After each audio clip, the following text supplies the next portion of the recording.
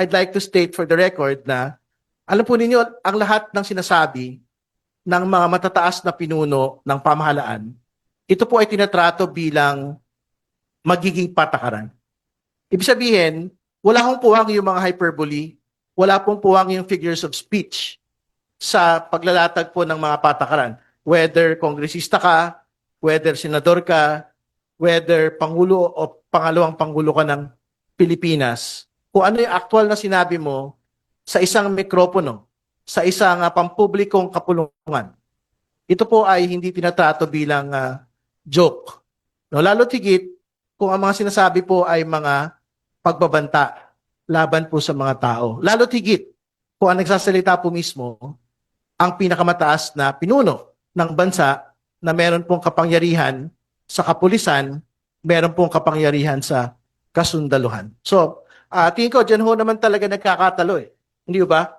Yung pong kaso po sa ICC, were the remarks of the former president merely jokes, merely hyperbole, merely figures of speech. Yun ho yung isang banda eh. Kasi yun pinapaliwanag po ng depensa. Pero on the other hand, ano ho yung pinapaliwanag po ng mga biktima? Ano po yung pinapaliwanag ng prosecution?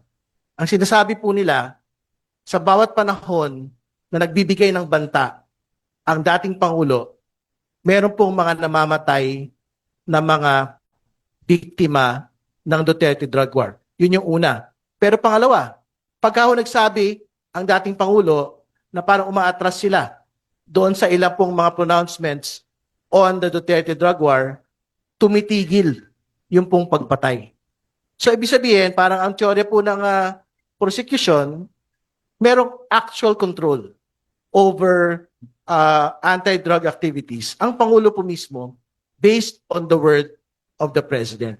So we will leave it to the ICC to make that determination. Pero again, I think it is a good policy for high government officials na wala hong jokes dito. Kumbaga, kung ano yung sinasabi mo natin, yan po yung pinakikinggan ng mga kababayan po natin, yan po yung pinaniniwalaan. Hindi lang ng mga ordinaryong mamamayan, kundi po yung pong mga nagpapatupad din po mismo ng mga batas po natin.